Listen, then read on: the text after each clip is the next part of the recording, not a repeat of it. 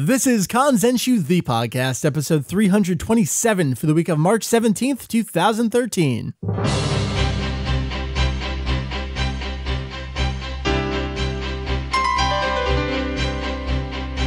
What up, O's? Hey, welcome to Kanzenshuu, the podcast, an extension of the all-encompassing Dragon Ball fan site, Kanzenshuu. We cover anything and everything Battle of Gods because that is the only thing going on in the history of ever Dragon Ball right now. See, I added in extra words and I kind of forget what the flow of the sentence is. We cover anything and everything Dragon Ball in hopes of enlightening and a little bit of entertaining. I'm not allowed to ad-lib on this show because then I don't know where I'm going. My name is Mike VegettoEX, and we actually have the entire Kanzenshuu staff on the episode this week. It's crazy. Yay. I don't know how this happened. Has that ever happened before? I think with the kickoff episode, it's the same kind of thing where everyone's here but not on the same call at the same time. I don't think the four of us have A, ever been in the same room together at the same time, or B, even been on the same podcast at the exact same time. It's kind of frightening. That's actually very true. We all have been on the same continent at the same time. That's true. That's true. That's true. We are not right now, but that has happened in the past. Did I say my name? My name is Mike VegettoEX.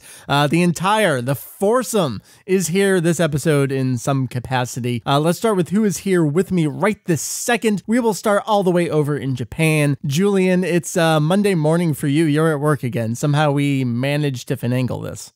Yes. Well, you're lucky in that it's still the end of the school year. There are nothing. Yes, my English is slipping. Yeah, well, you know, I'm not teaching right now, so my English is taking a dive. There's nothing going on right now. There's an orientation for incoming students in the afternoon so they can buy uniforms and things. Gotcha. See, there's an entrance ceremony once it gets to April, but they need to be wearing their uniforms for that. So it's like a pre-entrance thingy. Yes, and I am also never allowed to sleep again. Nope. Until at least when the movie comes out, because there is a deluge of interviews and new books and all of this shit that is just when Julian starts cursing, you know shit gets real. Love it. Yeah, the entire time I was making that post about the new books, I'm like, oh, Julian will love this. Yes, and Jake is off. I'm assuming saving the world from aliens or something. That's true. Because obviously, if he's not translating, he's got something more important to do. Right? That's very true. I actually spoke with him from Jupiter earlier this evening, which you'll hear about in a little bit. All right, so there's Julian over there. Also joining us, you heard him, the Hujio himself. Heath, what up, yo? Things are up and things are happening. Okay. Could you be a little more vague? Or I could be very much more vague. All right. You doing good, though? Yeah. No, I'm doing good. Just put the little guy to bed. I am not at work. Awesome. And so that is awesome. But I will be tomorrow. Yes, I will as well. All right, so those are the three folks with you right now. Joining us in a little bit this episode will be the Herms himself. Jake is going to join me for part one of your two-part topic. Well, they're not really parts of the same thing. They're two separate topics. Our main topic that Jake is not going to be here for this episode is going to be a spoilerific, not summary of Battle of Gods, but we're going to assume you have been reading all of the spoilers so we can have a conversation about it before we hit the actual debut and then summary of the movie in a couple weeks. Are we all following along here? Yes. Slightly. And maybe. Okay. I think so. All right. Our main topic, which will be topic number 2 this episode, try to keep up, folks, will be us figuring out mathematically what age Battle of Gods takes place in during the overall Dragon World timeline. However, first, a mini topic this week. I caught up with Jake earlier this evening to talk about Dragon Ball Heroes Ultimate Mission on the Japanese Nintendo 3DS. He's the only one of the four of us with a Japanese 3DS right now, and he picked up the game, and so we got some of his early impressions on it. But we have, as you can tell, a fun, fact-filled episode. We got your regular news, and we only have a page of news this week, which is wonderful. Thank God. Oh, my goodness. So we'll be doing that, and then we will hit topic number 1 for those of you who want to avoid spoilers leading up to the actual open, super wide debut of Battle of Gods in a couple of weeks. And then if you want to stick around, we have that awesome topic for you. And if you don't want to stick around, you can always come back to the podcast. That is the beauty of podcasting, always here for you. We are jam-packed. So gentlemen, we're jumping to the news right now. Julian, why don't you actually get us going here? We've had several trailers and previews for Battle of Gods. This was a special one added to the official website, all about IMAX. Yes. So back on the March 11th, 12th, I forget. It's, Dateline things. Days, but, Japan, who knows? So in the IMAX section of the official movie website, they added a special trailer highlighting the IMAX release. And so it had a few more scenes that we hadn't seen before and a little bit of extra narration courtesy of whoever's narrating it for the commercial. The voice sounds very familiar, so I'm sure he's been on other commercials for things. Yeah, I was going to say, Joji Yanami plays Kaio, but he's not the narrator, in the trailer he was anyway. on the first one. Right. Yeah, but then in the last few, they've switched over to this new guy. Right, this other guy who's like, Super Saiyajin God! It's a completely different guy. He's familiar, you don't know who he is, though. Well, I think the Super Saiyajin Goto is just Virus. Oh, actually, yeah, you're right, it might be. And I think actually what we assumed was the narrator in the original trailer for the actual movie, and not the teaser. From what we've read since then, it appears that it's actually Kaio himself talking, being Mr. Exposition. And I kind of think that's why he was originally cast in that role, is because he does exposition. For sure. It's kind of a gag, almost in itself. Anyway. So the trailer, anything in terms of dialogue, new, different, what we get out of it, other than really the ending? I love Goku just saying, I'll be waiting at the IMAX. Pretty much. There's nothing new in terms of textual content. It's just really highlighting this out for people to say, please come see this in IMAX Digital. Although it may not actually say IMAX Digital in that. So that could be a little bit confusing because it's only coming out for IMAX Digital and not regular IMAX. Right, that's a special kind of IMAX. You said there's 16 locations. That's how they've been promoting of this IMAX Digital. It's not just the regular IMAX theaters. That's correct. And they're all very far away from me. Right. Yeah, you're going to be doing a regular theater. Can't make it easy for Julian. Yeah. Heath, do you have any thoughts on the IMAX trailer? It's just kind of nice to see. I liked that they actually used the new Hero insert song from Flow. Yeah. That was actually kind of nice because everything else we had has pretty much been Chala Head Chala. Right. So it was just kind of a different take on it, and it really solidifies how well that song works. Yeah, we're all kind of digging that song, right? Yeah. I think we feel pretty good about it. I do. Yeah, Julian? Yeah, well, I thought it was fun. Okay. And I'm looking forward to the actual release of the single. You've been in Japan too long. Mr. We can't get a good read on you over there. I'm sorry. I'm generally a low key kind of guy, and I'm also working on less sleep. It's all right. We love you anyway. All right, guys, let's move on.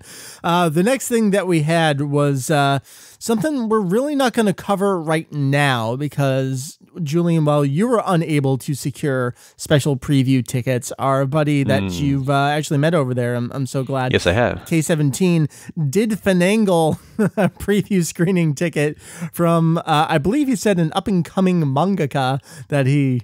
I don't want to say stole the tickets from, but I guess finagle was the best way to describe it.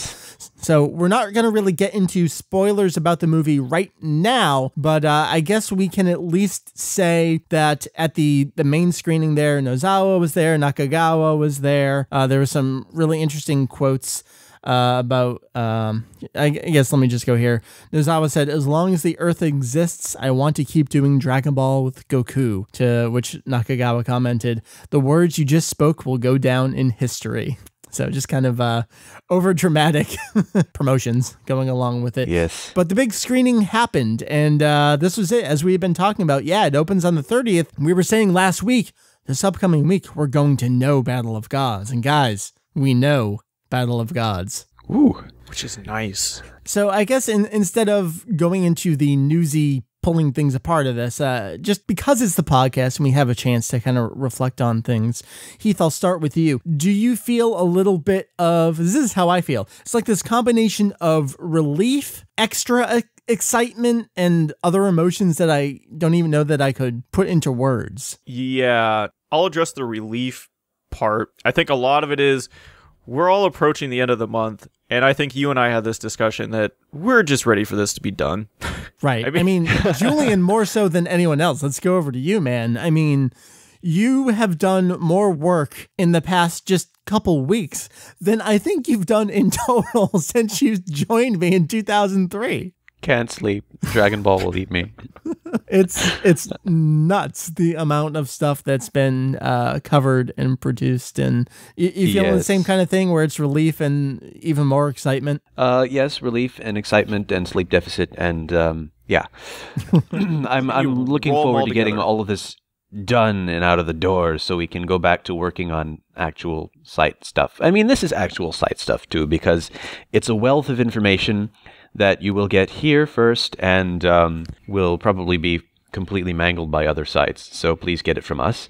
But it's also great. Just this is something Heath and I talk about constantly as we're working on other pages. It's just we have this documented for all history. Now, like we have the exact date and time and the exact words that people spoke, and we've never had that with such a large-scale Dragon Ball production before, and that just kind of reinvigorates, I think, all of us as we're working on it. That really helps. I mean, we've never been able to document anything to this magnitude, and unfortunately, there is a lot of stuff to document. Yeah. Oh, yes. That's what's hard. Julian, you can speak to, I mean, just every little magazine that's coming out in Japan, and while they may not be the most interesting quotes and interviews, there's always some little sentence that we're so glad we read in them. Yes, exactly. And I'm, working on a bunch of other little interviews, and some of them are not so important, but some of them have some really interesting stuff. So, I'm trying to get all of them out of the door because that will essentially be good for posterity. I mean, I realize that it's a lot of work for me right this second, but I'm going to look back and say, you know what? I'm glad that we have all of these facts that we can point to, we can cite, we can say this came from this magazine and this date on this page. Right. So there. All right. Let's move on a little bit then. There's so much more news and other stuff going on. This is a short, easy one. I can't remember. Who did I do the show with last week? Julian, was it you? Yes. Yes. Okay. Did we talk about the first week sales for Ultimate Mission? I think so. Yes, I think we did.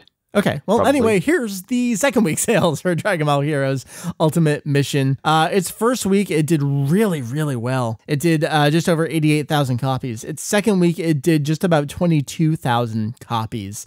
And it was the number 11 game for the week. So it had a little bit of a drop-off, but the fact that it's around 100,000 copies is really, really good for opening performance on a Dragon Ball video game. And of course, our first mini topic, we'll talk a little bit more about Ultimate Mission. Julian, let's stick with you just for a little bit more as you tell us about Lawson and Ministop. You did pictures. Yes, I actually went out when this promotion started and I took pictures at the Lawson that's closest to where I work. It's where I bought my lunch. But yeah, so Lawson and Ministop are going crazy with the promotions, and so we've gone over some offerings previously about things that are just getting started, like the Dragon Bowl promotion. So with 300 points on your Ponta card, you can get this very nice bowl, which is 4 stars on one side and the Kame logo on the other. So that's cool.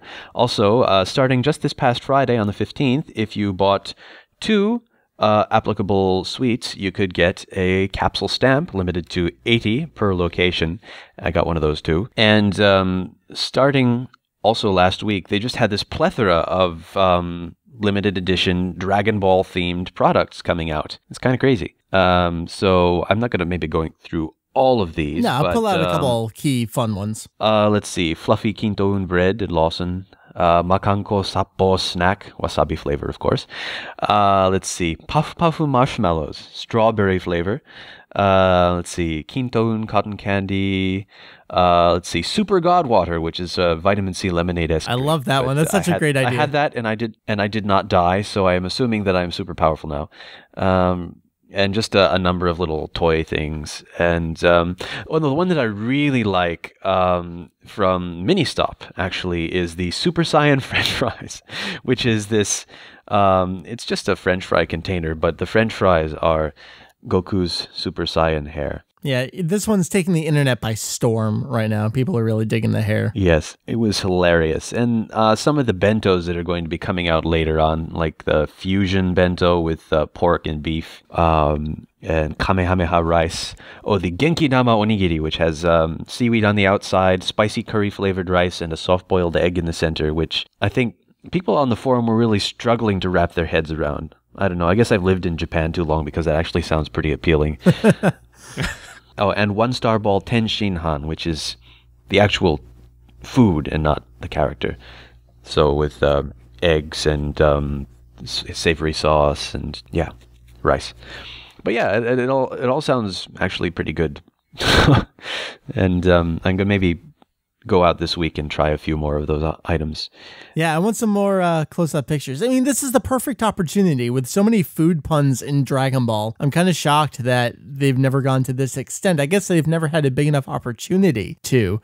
It's the fact that you can go on out and eat some Tenshinhan. That's pretty spectacular. I don't know. My favorite is still to me. Vegeta's vegetable salad. They should have gone with okonomiyaki, but I was just going to say that. Tied in with the song. I mean, that would have been a joke that, only the hardcore fans get. I guess the Vegeta salad is the easy one. Yeah. Oh, well. But yeah, but anyway, back on topic. One other promotion they've been doing since last week is that there's this stamp location at every Lawson, and they have this card for you to pick up.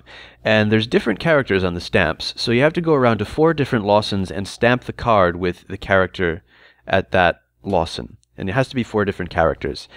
But once you stamp all 4 characters on there, you can exchange it for a sticker sheet, which I also did.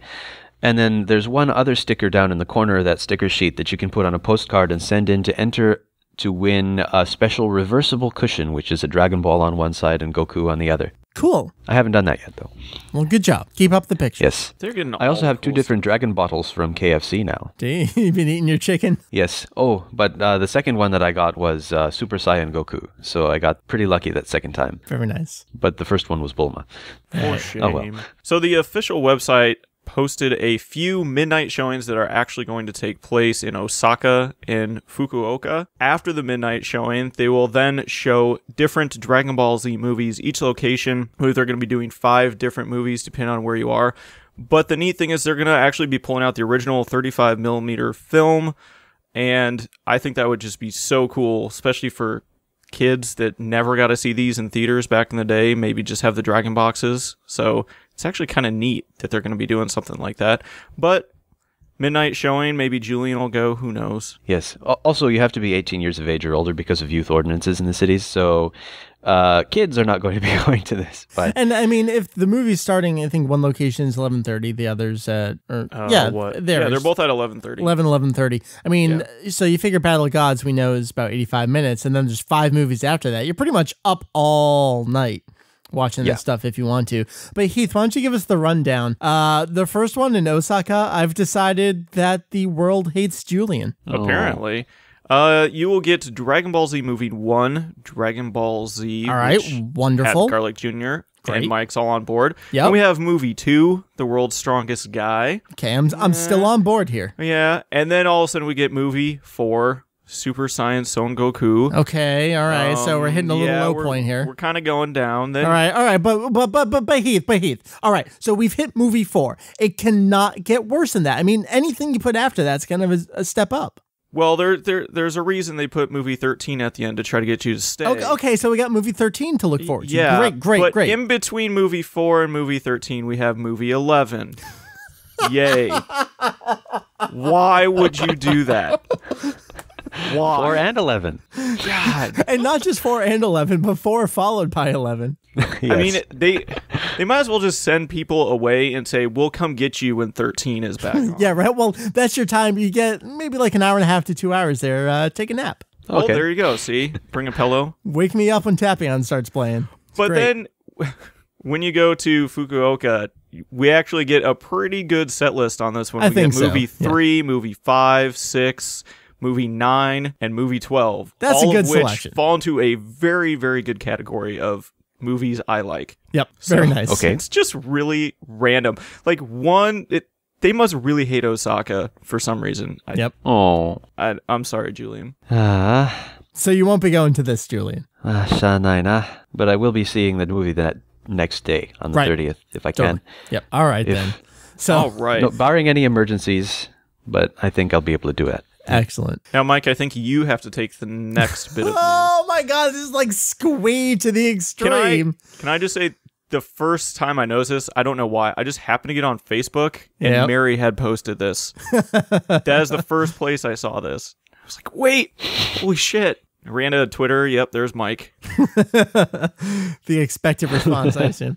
All right, so Animazement down in North Carolina for several years now. The one, the only Ryusei Nakao, who of course played Tambourine and Frieza and Kula, he's been attending. And I'm pretty sure this is actually where our old buddy Megan actually got me a little signed figure of Nakao. It was a nice little thing because I hadn't been able to get down there. I used to do a lot of conventions, and just Animazement was not one I could get to. So the fact that she was able to get that for me, I still appreciate that to this day so much. So I've always looked at Animazement as, you know, when I'm not doing a whole lot of conventions, as I haven't been, I didn't do any last year, maybe I can take some time and go down there. This year, Nakao, of course, coming back, he seems to love going there. They also announced Toshio Furukawa and Masako Nozawa. So in the span of about a millisecond, I decided I'm going to North Carolina this year. Cool. So if he has a panel, I want you to ask him to do Frieza lines in Baikinman voice. That's my special request. Yeah, because everyone's gonna care. Come on, I'm gonna man. care. Come on, man. Oh, it would be funny for me.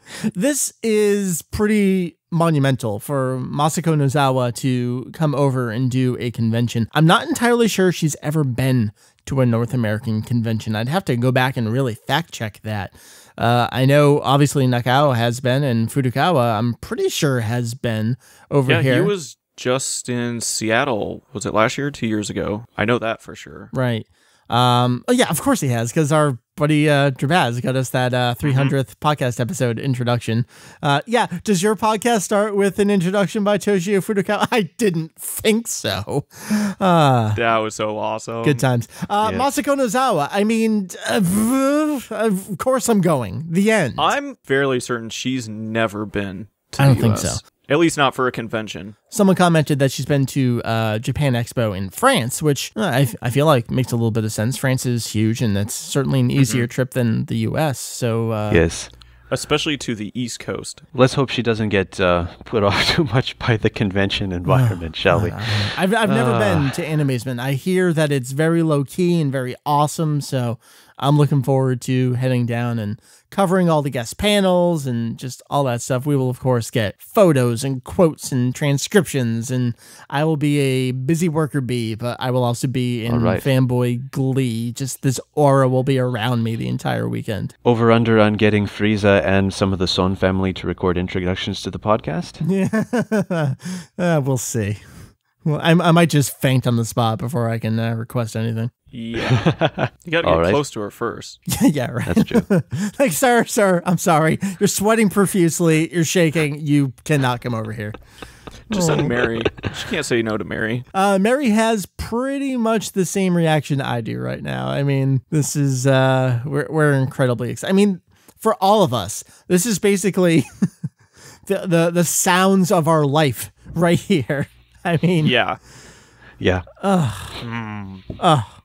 Just, that's all I got. I can't talk anymore. Heath, while I reflect on this and my excitement, tell me more. All right. So we've had this, great onslaught of new content and merchandise coming at us with Battle of Gods recently, which Julian has just fully thrown himself into. Totally. And to help him along, we're giving him even more things, because over the last week, we've had a couple more listings pop up for magazines, books, new guides, what have you. First up, I didn't throw this one on, but there's also another magazine. Oh, geez. So first up we have from AWA Publishing. It's a MOOC, which is a magazine book. Why they can't just call it a magazine. Which is entitled Dragon Ball: The Strongest Inquiry.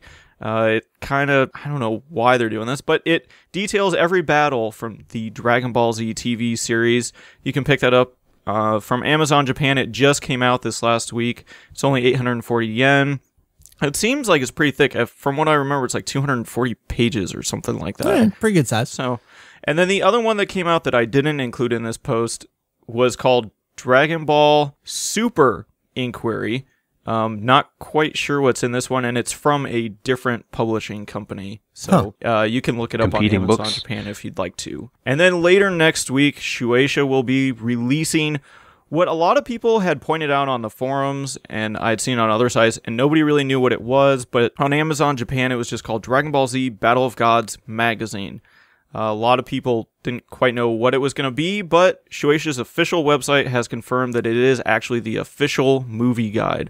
So that will be coming to us on March 21st for 580 yen. That's a cheap price. Yeah, I'm anticipating this is going to be something similar to what we got for Dragon Ball Z movies 12 and 13. What were those, like the anime library books? Yeah, which are, I think, one's about the same size as the Kanzenshuu, and then the other one was huge. Yeah, it's pretty big. It's pretty big. So yeah, and those were, I don't remember the price on those. Those were more expensive, though. It's tough because, I mean, I got them, I think I got one of mine secondhand from Tanuki. So it's like, I don't even know what the price would have been at that point. Well, and nowadays, a lot of times when Shonen Jump puts out these special edition volumes, they're essentially the same size as what Weekly Jump is. They're just much small, like thinner. Yeah. They're not quite as thick.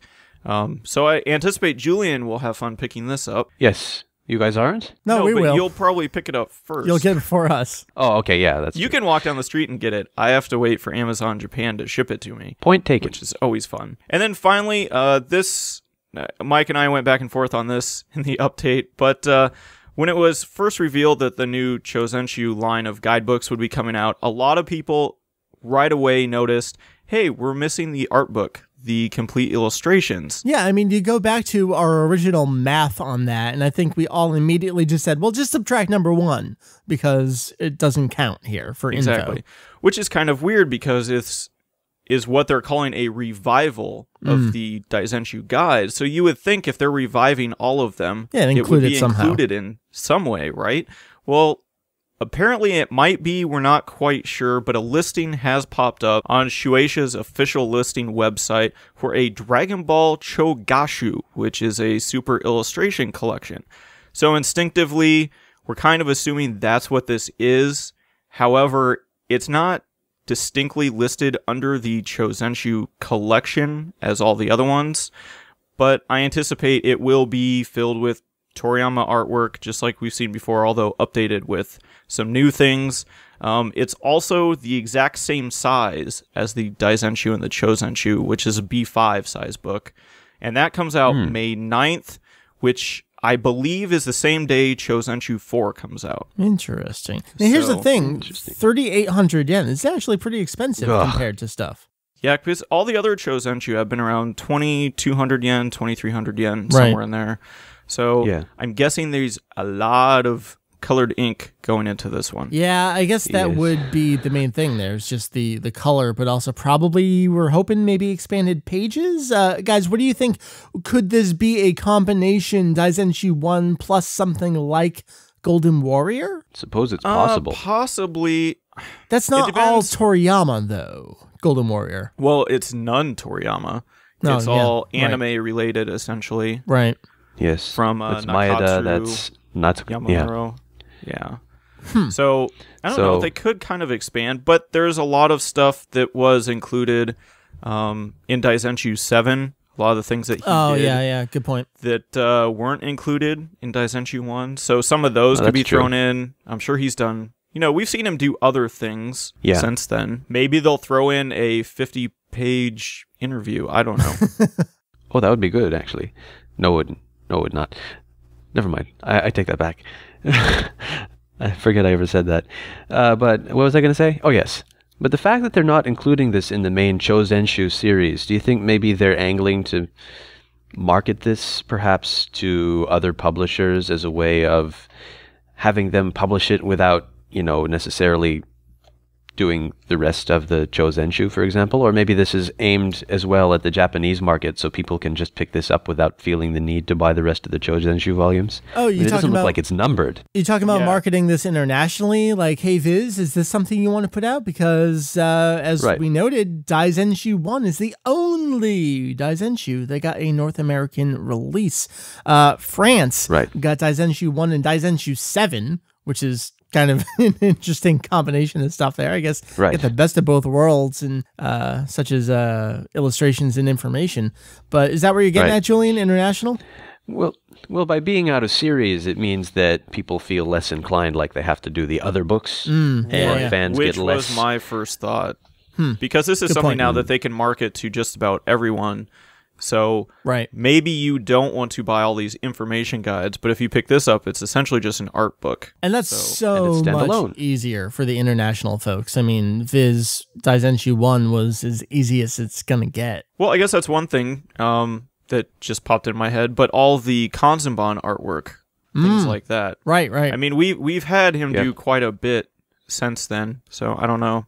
It'll be interesting, because it's not like there's a ton of stuff that he's done specifically for Dragon Ball. So I don't know what exactly they're going to fill the rest of it in. I'm assuming the difference in price has to do mostly with the ink. But I'm just curious if they're going to use the cover art from Kanzenshuu 1, because we noticed that they haven't included it with anything yet, have they? Or was that in Kanzenshuu 1, one of the fold-out posters? I don't think so. I don't remember anymore. I know, everything's blending together. Everything is a blur. All right, let's move on. More stuff to buy. So we got some interesting video game updates. Two very, very different things here. Julian, you and I wrapped these up this morning. The first one is extra updates for Battle of Gods in Zenkai Battle Royale. It's more an update on a previous update plus a tease. Julian, the official website for it's not Battle of Gods, Zenkai Battle Royale breaks down Bidusu a little bit, and then this week's upcoming issue of V-Jump does as well. Just a little bit about here's how he fights and here's how you can kind of counterattack him. So just tactical stuff.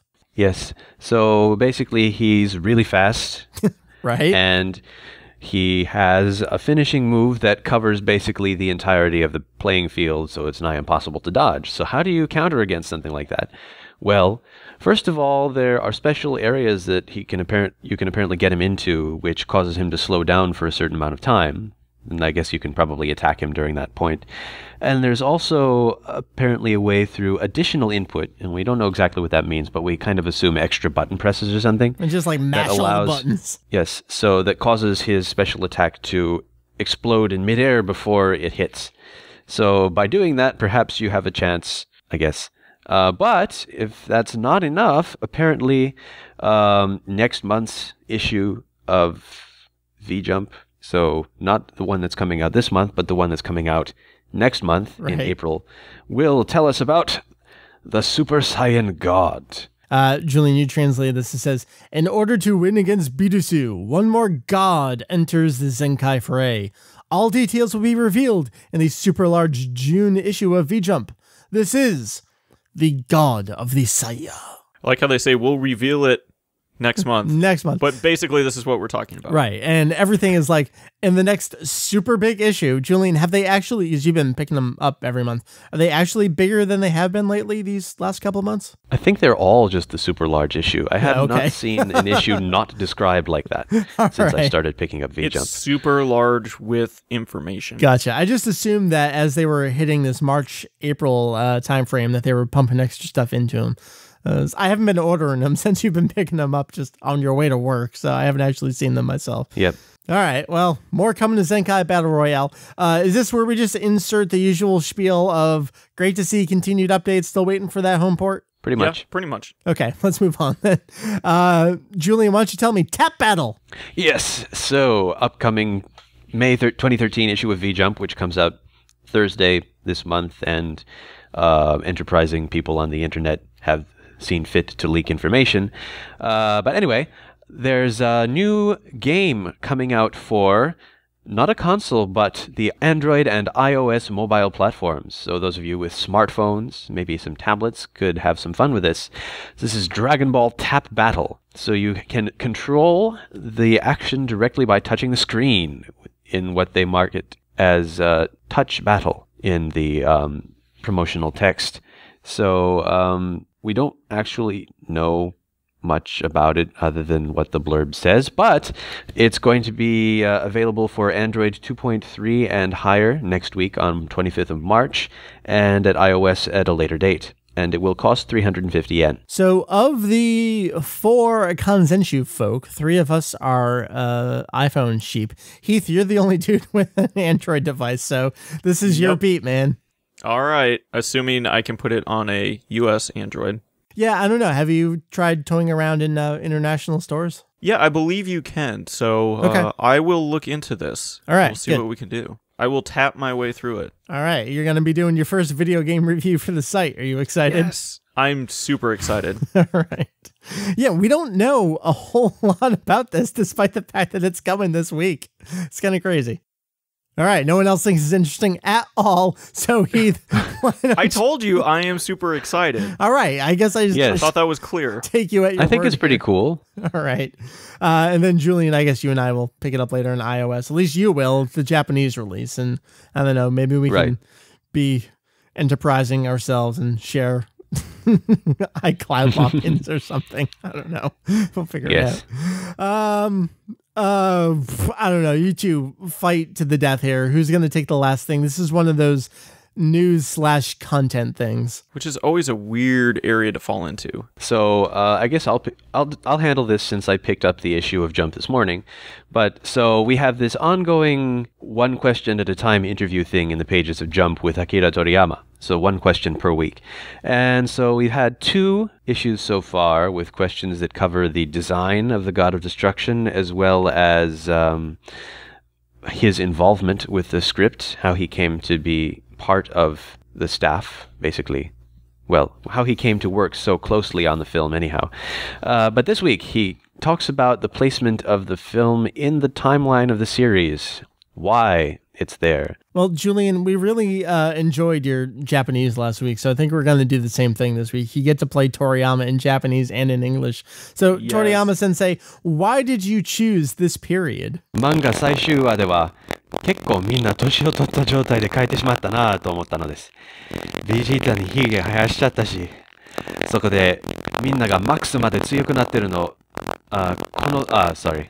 そこでみんながマックスまで強くなっているこの時代を選びました。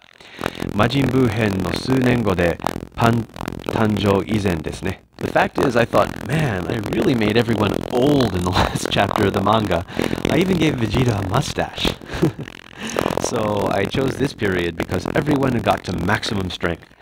A few years after the Majin Buu arc and before Pan's birth. So I guess there's a little bit of uncertainty in how he's phrasing things. And that's, yes, in the last chapter, everyone's older and kind of different designs. And yes, in GT, we also have the exact same thing going on with older designs and Vegeta's mustache. Julian, what is it about the way that he says this in Japanese? Is he confusing that Vegeta has a mustache in GT, which he did design, with his end of manga designs? Or is it just kind of this, well, I did this, and I did this, and I'm just pressed for space? Well, he says it in a separate sentence, so he's not necessarily saying that he did it in the last chapter of the manga, but he is saying that yes, he did this. Right. I gave Vegeta a mustache. He's saying it sort of regretfully. But you know, he's acknowledging what he did for GT, but it's unclear whether he understands that that's something he designed for GT, or if he's misremembering the manga as having that as well. Got it. Knowing his memory, it could go either way. Right. And I mean, we just wanted to point that out, that yes, everyone's older in that part, and yes, everyone's older in that part. But it seems like overall, and we really wanted to cover this because it ties in with what our second topic is going to be shortly, and that's when does this movie take place and why do people look the way that they do or do not? So I guess hold on to that idea and that information for a little bit. What we're going to do right now, we're going to jump to our first of two topics. Right now, we're going to jump to myself talking with Herms, or buddy Jake, about Dragon Ball Heroes Ultimate Mission. That's going to run, I think, about 10 minutes. I don't remember entirely because it was, like 2 hours ago. I have no idea what happened. So enjoy that. And if you want to stick around, remember, spoilerific. We're just going to assume you are reading everything there is to know about Battle of Gods. You have been warned. You have been warned severely. Stick around. We got two topics coming your way right now. All right, joining us for our first kind of little mini topic for those of you who want to avoid spoilers this week. Out on assignment, I think on a silo a little bit past Jupiter right now. Jake, Mr. Herms, how you doing, man? Hello. This is a great Jupiterian internet connection I've got going here. I know. I'm not quite sure how we're doing this. Dr. Brief's internet connectivity is not the greatest in the world, but I'm glad to have you. I guess you can say on the phone. You're going to join me real quick because the internet's terrible traveling all these light years. Massive delay. Tell me a little bit about Dragon Ball Heroes Ultimate Mission on the Japanese Nintendo 3DS. You have been playing, and I saw you tweet the other day. I guess we'll start with this. You say it's incredibly repetitive, but incredibly addictive at the same time. Well, I don't know if it's incredibly addictive, but I'm addicted anyway. Okay. Might just be prone to these things. I guess break down the game a little bit. Yeah, it's not actually a fighting game, unlike 99.9% of all the other games out there. Right. So it's card-based, and so in each battle, you select 5 cards. Each card is a character. So 5 characters on one team. You can have less than that if you want. And then you fight the other team. And you don't directly control your characters. Rather, you put them into a certain battle formation. You can position the cards on the bottom half of your 3DS screen. And so depending on how well you do that, it determines if you attack first or if the enemy does. And it's all very complicated, and I don't actually know how it works yet. So I just arrange them randomly. Okay. And so then once you do that, it's all basically your guys will go into attack, and then right as they're about to attack, you can hit a button. And so you have to hit it just right. And it's exactly like those, the ultimate attack mini games they have in the fighting games, kind of where the opponent and you both have to see who can hit the button at just the right moment. And if you win, your attack, it does full damage. But if your opponent wins, they block it a little. Okay. And so that's kind of the extent of your involvement, other than selecting characters. And so it's very, like I said, it's very repetitive. So each battle is exactly the same thing. And most of the rarity comes from just getting new cards and coming up with different weird character combinations, like having Android 13 and Kaioshin and Spopovich. I just got him. So yeah, they all have these weird characters. So I guess tell me about how you progress through the story. Are you playing a story mode similar to everything we've always seen, where you start with Raditz and with Boo with some movie stuff? Yeah, it's pretty much exactly the same as the standard story mode thing. And there's also an arcade mode, but I haven't started that.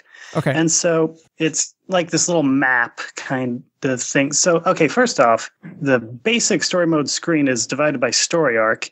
And this thing actually looks kind of neat because for each story arc, it has the location, which is always Earth, pretty much. It even says the year, which is kind of interesting for me, at least. And then once you click on the story arc, it'll be a little road. And so you click on one thing and it'll be a cutscene. And then once that's done, you go on to the next bump in the road, and maybe that'll be a battle. But the odd thing is you can't actually tell ahead of time whether the next thing is going to be a cutscene or a battle, so it's hard to gauge exactly how long it is until the end, the final boss story arc. And because sometimes they actually have multiple slots where it's just a cutscene after cutscene after cutscene, and it's mostly linear, but there'd be a branching path sometimes where, if you defeat an enemy, you then get the option to fight a harder version of that same enemy, and then sometimes they do even do that 3 times, or you can just keep fighting the same person over and over again, slightly harder, for slightly better results. So I guess really is the fun in the game just collecting all the different cards and seeing all the different forms of the characters, even though you're doing the same thing over and over? Yeah, so, and I should say, you get a new card after every battle, and it's completely, like, there's no logic to it that I can determine. Like, when you start out, you get a lot of GT characters, and, there's no limit. You can choose any card you want once you get it.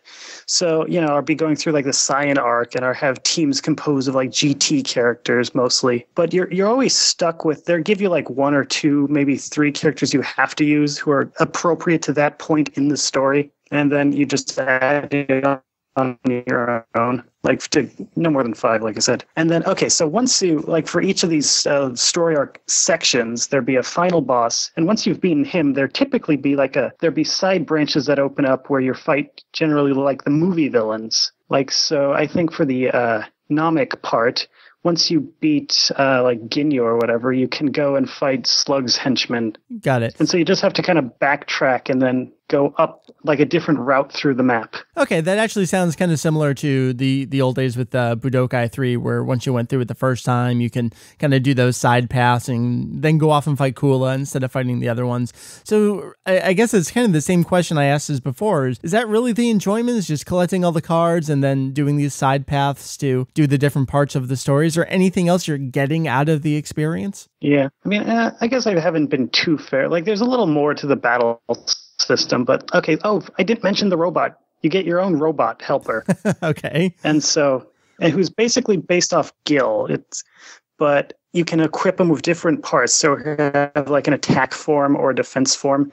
And so at certain points in the battle, he'll jump in and like just do whatever he's supposed to. So like if you have a defense form, then he has like shields for arms, and then he'll just distract the enemy and like they just punch him randomly. And it looks very funny. You kind of have to see it. And so you upgrade that, and you also have your avatar, who I didn't talk about. So you're leveling, so you can choose from one of the 5 races. So they have the Cyans, Namekians, Majins, Frieza's clan. Actually, I guess it's just 4. But you can be male or female Cyan. And each of them, they have the 3 different types, like the elite, berserker, hero. And so you level those guys up, and you can unlock different special attacks for them. So I guess that's the main thing, is just making your own avatar better. And I think I mentioned this, but I named my avatar. I have a Frieza's clan guy, and I named him Mike. Did you really? Yeah, and I named the robot Hujio. Oh, that's fun. That's fun. Whenever I play Pokemon, I used to name my rival Julian, but I've since moved onward to naming my rival Hujio. So I guess we're all in the same boat here with what we do in these games. All right, so I guess, I mean, let's keep these impressions short, especially because the Jupiter internet connection is not the best. I do want to ask you, just to wrap it up, Dragon Ball Kai Ultimate Butoden on the Nintendo DS, that was the last game that came out that did not come out internationally.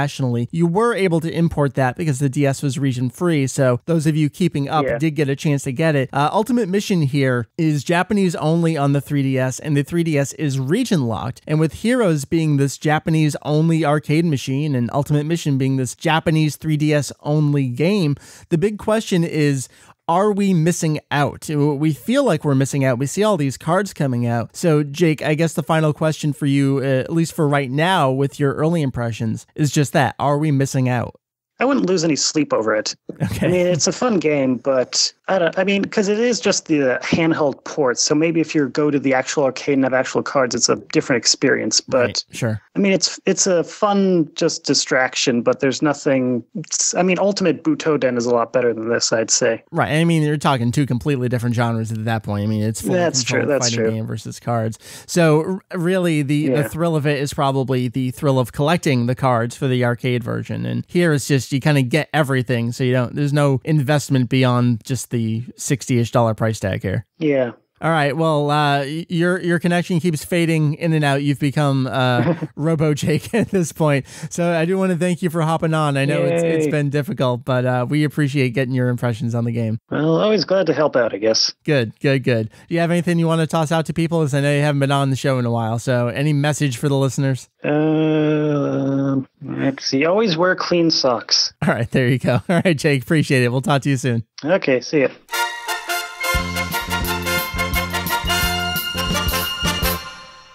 All right, we are back with myself, Mike. We got Heath, we got Julian. Again, last warning. We are assuming you have read everything about Battle of Gods. What we're going to talk about right now and work out the math is, when the hell does this movie take place exactly on the Dragon World timeline, the so-called official history. We have a bunch of points to jump off from and work our way to, work our way from, try and pinpoint exactly where this is. Warnings have been made. All bets are off at this point. So Heath, Julian, let's start. Heath, let's actually start with Kanzenshuu 7, the big encyclopedia for the series. Obviously, this was many, many years ago. Battle of Gods was not a glimmer in anyone's eye yet, but we have one little inconsistency we have to work through to kind of attack this moving forward. So what is, well, there's two dates here. One is perfectly fine. One's the problem. All right, so in Kanzenshuu 7, we have at the very beginning a timeline that's established, and many people over the years have translated it. And in age 779, Pan is born, which is fine, you know, fits in just fine. But in age 778, they list Bra's birth year in her biography, while the timeline says she was actually born in 780. So we kind of have a little controversy because which year is it? We don't quite know. Or do we? Yeah, this is weird. So her bio lists 778. So that would make her 5 or 6 years old at the 28th Tenkaichi Budokai at the end of the series. We know that takes place on May 7th in age 784. And then that in turn would make her around 11 years old in GT, which we know begins on January 7th in age 789. But then, Heath, like you said, the timeline in the exact same book lists Bra's birth date, at least the year, is age 780, which then in turn makes her about 9 years old in GT. So we kind of have a 2-year gap here somewhere, and we're not quite sure because it's never officially explained and nobody caught it. Right. Which is kind of weird. Right. And we should say that May 7th, the day for the Tenkaichi Budokai, is set in stone. Yes. So we know that's pretty solid. And the date for GT beginning comes from the first perfect file. Right. Which has no contradictions in terms of the timeline. Right. Yes. Heath, they actually, and by they, I just mean Toei and rights holders in general, they kind of stick with one of these, and I feel like we have to stick with the same thing moving forward, too. Yeah. In every other book that's come out since Kanzenshuu 7, Shueisha has essentially omitted age 778 as Bra's birth date and gone with the year 780. In basically every other publication, they essentially have omitted it and said, this does not exist, we did not write this. It just sucks because if you only look at Kanzenshuu 7, it's very confusing. Right, and not even just look at it, but if you look at it in one place and don't look at it in the other, you'd be like getting into arguments with other people. So that brings us to essentially where we are in that part of the manga series. Right. Julian, why don't you take this? Because you are the native speaker of the group right now. There's a little panel in chapter 518 of the manga that ties in to Battle of Gods, but there's some weirdness here. Yes. So Goku meets up with Bulma, and Bulma's complaining that they haven't seen each other in ages. He says, そんなことねえよ。5年ぐらい前に会ったばっかじゃねえか. And Bulma says, 5年よ。5年。みんな集まるときだって、あんただけ修行するって来ないじゃない. That was my best interpretation. That was pretty good. All right. So break that down for us. So Goku says, that ain't true. We just met up 5 years ago, didn't we? And she says, 5 years ago? 5 years. Whenever everybody gets together, you alone are off training somewhere and you don't come. And now Jake's opinion is this means that he didn't show up 5 years ago. And my interpretation is that whenever everyone else gets together, he's not there. Okay, so I don't know. What's the difference there? Doesn't that mean he just didn't show up for this event? Well, to me it means that 5 years ago they did meet up, but other times when everybody else is meeting up, he just doesn't bother to show up because he's off training. Got it. That's my interpretation. Which would be this case. I think right. Maybe it's an interpretation of the way the text is arranged in the text box, because it's slightly ambiguous whether the second repetition of 5 years belongs to the next sentence or the exclamation that she has. I interpret it as part of the exclamation. Okay, so we at least have that information. So we have a working date for Pon's birth year. We are going with age 780 as Bra's birth year, which then makes her a year younger than Pon. That's very important, as opposed to a year older than Pon. We have this one little mention in the manga of there was a meetup 5 years ago, and we're going to go with when people meet, Goku himself does not show up. So with that, we're going to take it over to Battle of Gods, and we got to do the math, basically. So here's what we do know. We have a birthday party. It's for Bulma. Is this the get-together from 5 years ago? Here's what we know. Battle of Gods takes place between the defeat of Buu and that time skip 10 years later at the 28th Tenkaichi Budokai as they get ready to go over there. It's got to be between those events. So Bulma's talking about this event 5 years ago. Could this be that event 5 years ago? Now, in Battle of Gods, Goku doesn't make it to the party per se. He does eventually arrive there to fight with Bidousu. So we can kind of make this work saying, and Julian, this kind of ties in with your reading where almost both readings are correct. Goku, he didn't show up to the party, to the get-together. He did eventually make his way there, but it was no longer the party, sorta, at that point. So he did see Bulma the 5 years ago. Right. But he wasn't at the party. Right. See? Look at that. So what do we think? Is this working so far? Well, it seems to work for either interpretation. Okay. So moving on, this next little thing. Spoiler. Big spoilers. You know, all bets are off. Pon is in Vidal's belly. She's there. So this has to take place, probably going by this, either in late 778 or 779. We're assuming that it takes 9 months for a baby to grow in a belly. And if Pon is the one they are going to get this extra Saiyan pure whatever for a Super Saiyan God, well, if Bra's not there, and we're assuming that Bra is indeed a year younger than Pon, well, Bra is probably not conceived at this point yet. So we're starting to piece together when we think this is going to be. So is this 5 years in the middle still kind of that best, the 778, 779? Are we still good here? I think seems to go pretty good so far. Yeah.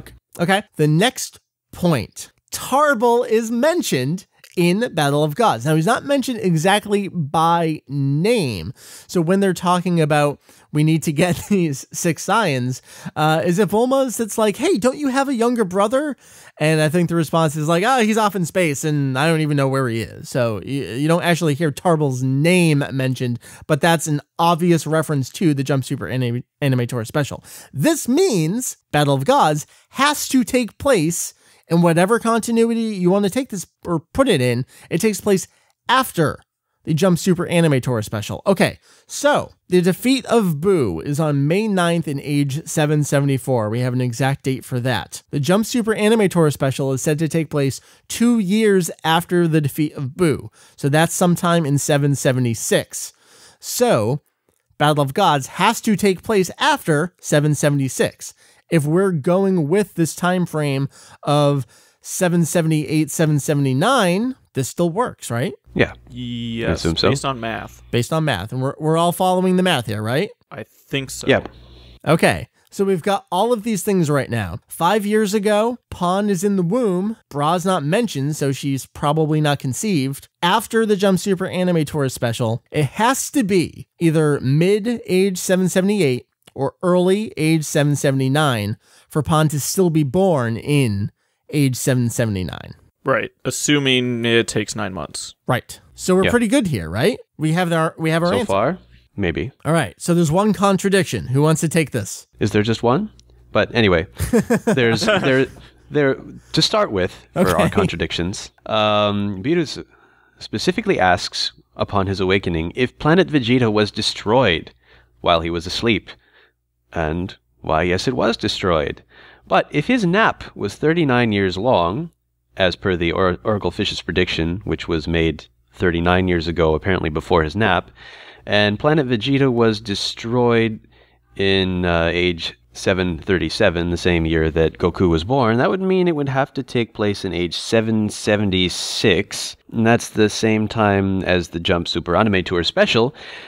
which could work if maybe you assume it happened a little bit after that. But that also means that the other things, like Pan's birth, suddenly are shifted, and we know the year that Pan is born. That's a given. So either Saiyan hybrids have an extraordinarily long gestation, or something's up here. Right, and the thing with Pan is, I mean, she's given an age in the manga, so you can't even be like, well, the Daizenshu is wrong here at this point. I mean, we know she's 4 years old then. Yes. So there's that. There's another thing, too. Okay. Well, there's a minor thing and a sort of major thing. So the minor thing first is that we have Goten, we have Trunks. Yeah. We have Maron. And Gohan,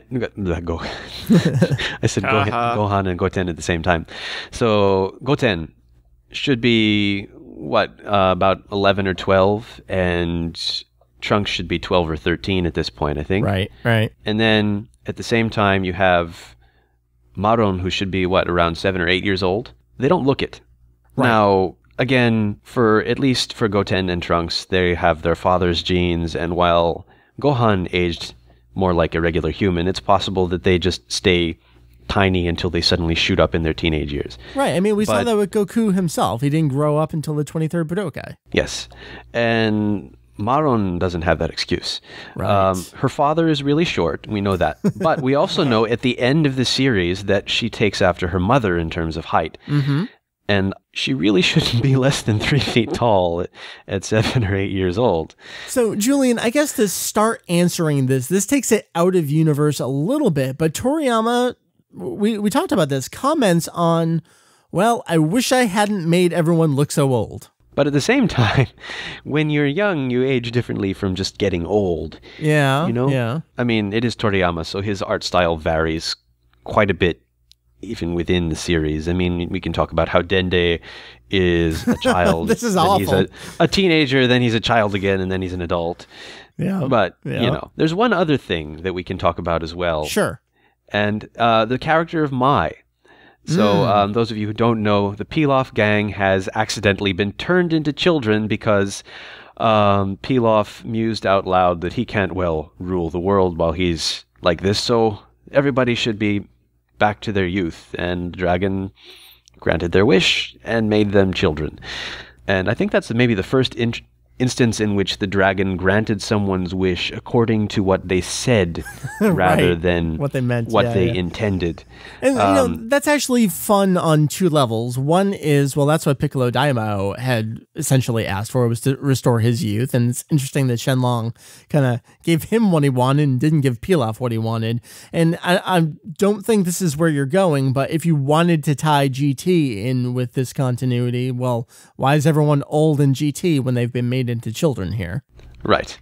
Especially because apparently their situation is still unresolved at the end of the film. Right. It's another spoiler. Okay. Now, it could be that in between they decided to restore their youth, and being unaware of the Dragon Balls now granting more than one wish, and perhaps the dragon himself being wary of these idiots, having dealt with them before, decides to just sort of disappear. Well, yep, that's your wish. Goodbye. And just before you get to your additional explanation here, Shenlong does actually have a personality in this movie, because Shenlong knows who Bidousu is. Yes, and he has shown a bit of a personality before. Yeah, he has. He throws in completely for free, reconstructing Kuririn's body when he's resurrected after the Frieza arc. Well, that was Porunga, wasn't it? Oh, that was? Well, yeah. Maybe it was. Now that you mention it, it was. But the two of them sort of have an attitude, so to speak. They do. Was it movie 12 that ends with, you gonna make your other wish? Pretty much. Yeah, it does. It goes, Doragon Board. Okay. Anyway, continue. Okay. Mai.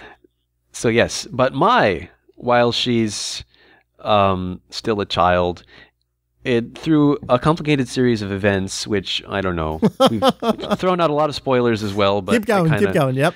Okay, so Trunks, because he wants to brag to Goten, introduces her as his girlfriend. And when she is sort of unwillingly taken in front of the rest of the crowd, who they sort of think those kids are familiar, but they can't place them. But they ask her how old little Mai is, and she says 41. And everybody else says, oh, what a funny joke. But wait, no, 41? Hold on. Bulma is turning 45 or 46. Doesn't that make Mai as old as or possibly younger than Goku? Right. And if you go back to the series, it doesn't feel that way. No, she looks quite a bit older than Goku or Bulma at the beginning of the series. But who knows? So, I mean, one of them's a little blue thing. One of them's a dog. She's the normal one. Yeah. How normal is normal at that point? I mean, he's still pretty gaggy. Right. I mean, yeah. And I mean, once women get past a certain age, they tend to lie about it. She's always 41 going onward. Yeah. I mean, so maybe she's actually 51 and she's just shaving a decade off. Nobody's Right. going to know when she's a child anyway, right? Gotcha. So those two things there, Goten and Trunks and maybe Maron a little bit, but Mai as well, that's all character design inconsistencies, but we can kind of do our best to, if only out of universe, explain them away. So yeah, they hurt the math, but not as much as some of the other stuff, right? Well, saying that she's 41 is a big thing unless we assume that she's lying. Okay, possible. And being a villain, I suppose we could assume that she's lying. Right. Because she's vain and, fair point. I don't know, aging. Heath, what's your take on this? Does it have to be 778, 779, or is this, I don't know, like, how do you work this out? It's really hard to work out. I don't know that we can. You almost want to just pretend like Bisu did not say that. Right. If you just take that away, you can make it work. I mean, maybe he just forgot. Maybe he wasn't paying attention. Right. And it was destroyed when he went to sleep, but he didn't. He never knew. Yeah. I mean, you can kind of make something up like that, but at the same time, you think the god of destruction would know what's being destroyed. So, I don't know. The tough thing here is this could otherwise always just be explained away as, well, it's a movie, whatever. The movie's doing its own thing. They made enough of a stink about, no, this is part of the official history. And notice how none of us are using the C word here. We're not going to say that. Yes. Hey, I almost bought. We're not arguing about Holy Writ. I mean, they're very much saying, no, we're trying to make this fit into the manga's continuity, that it can work there, that Toriyama has said on at least one occasion before, if I was going to tell another story, I'd put it in between here. Well, we got that before with the Jump Super Anime Tour special, and they're trying to make that work again, as if it were always. This is what I think people are trying to say when they ask, is it C? They're trying to say, is this supposed to fit here? Is it supposed to fit perfectly? And are we supposed to now think and assume that it always could have and should have been here? That's what I assume people are trying to ask when they don't really know what they're trying to ask. And what we're saying is mostly. Maybe. Now, here's one theory. I'm just going to throw it out there. Okay. We'll see. Would it be possible that they may have gone back to Kanzenshuu 7 to look at, the difference, or to see how old Pawn would be? Mm-hmm. And they looked at some wrong dates. The wrong one, yeah. In there, because we know for Bra, her age is off by 2 years, depending on which date you look at. Right. Whereas we find, if you go back to when Planet Vegeta was destroyed and they came up with 39 years, that's off by 2 years of where all the other numbers put us. I don't know if it makes sense, but maybe somebody over there did a math error, because it seems like they really tried to get this to fit in. And you would think that they would have gone through all the exact same mental exercises and hoops that we just did, and having all of the source material in front of them, that they would have arrived at the same thing. Is it just that Birusu asking throws everything off the most? I really think so. Because all the other stuff you can essentially almost brush aside, and you can kind of understand why they did it. Yeah, it all works. This is the only one that it's... I guess the way to put it is, this one is completely math-based. Right. So it's entirely done by math. It's very easy to figure out. Whereas all the other things are more character design related. you know, kind of like we talked about with Mai, you could brush that aside as, oh, she's just saying that. She just threw out a number, forgetting that she was a kid, and that's not even her real age at that point anyway. Whereas this, I mean, it's very definitive, and I think that's where the problem lies. All right. With that, Julian has said "og" and I think fallen off the internet. So we're at the end of the episode anyway. Heath, you and I will just wrap it up right here then, all right? All right, sounds good. All right, so this was 327. We have a couple weeks until Julian goes to see the movie himself for reals. We got busy times, though, over on Kanzenshuu. We really do. This is the home stretch. Hopefully we can all survive. Just in addition to all the regular news, you heard Julian, he's got interviews coming, so we got a bunch more of that kind of content coming our way. Heath, I'd love to see if you can check out Tap Battle. We got Jake that's continuing to check out Ultimate Mission on 3DS. So we got video game content coming your way, which I guess it's that time of the early year where they do the portable stuff, and we'll see what the console stuff is later in the year. I finally got in 20th Century Songs Best, and my review is mostly written. So hopefully that review will be popping up on the website this week. New music, except it's not new music at all. So you can kind of anticipate what the review is going to be, but be good to have that up regardless. I'm just like, my mind is a cloud. I don't even know what's going on. It's going to be a busy time. I've been working on episode guide stuff. Oh, okay. Yeah. We've got more Dragon Ball Z episodes that have gone up. I've gone back and redone all of the Dragon Ball episode pages. So now the names are all in the proper order, which I've also done for Dragon Ball Kai. And then I've been working on manga guide stuff, getting more chapter pages up.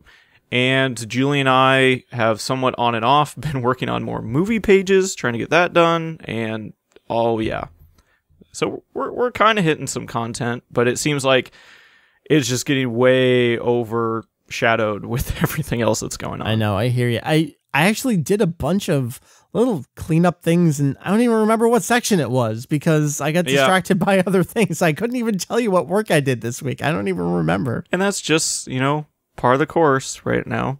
All right. So, Heath, tell the kids, where can they find the site? They can find the site on the interwebs at www.kanzenshuu.com. That is Correctamundo. Go there. You can find the full site. You can find the Twitters, the Facebooks, the Google Pluses, the donate if you would like to. Oh, let me do that right this second, actually. I'm pretty sure I mentioned a couple of these names, but I want to hit everyone from kind of the most recent batch of donations. Jamal, Michael, Mark, Raymond, and Nate. These last couple of months, you've made a big difference. It's helped. Heath, you're aware of what's going on with the server. We keep upping things because Battle of Gods is taking a toll on not just us mentally, but also us technologically. So that's been crazy. I do have full, complete item namings for things. You're helping out with that. You're helping out with content. It makes a big difference. We appreciate it from the bottom of our hearts. We all do. It helps. It helps bank accounts. The non-existent Kanzenshuu bank accounts. So thank you, folks. Thank you. So for Heath, thank you, sir. Appreciate it. Thanks for having me. I'm glad my computer held out long enough for this to finish. Yep. Thanks to Julian, who fell off, but you'll hear him obviously this episode. Thanks to Jake, who was able to take some time to talk about Ultimate Mission with me. My name is Mike VegettoEX. This was 327. We'll see you next week for 328. Heath, you have the honor, the distinction. Kill the show. Well, I don't want to kill the show. All right. This particular episode, then. Oh, okay. Thank you for listening to podcast episode 327. We'll see you next. Blah, blah. Is that it? Yep, that's it. You don't get a retake. Nope, you can't. 327. Nope. We'll see you next week. I'm not. Adios. I'm not including that. Well, yeah, you already heard it. It's there.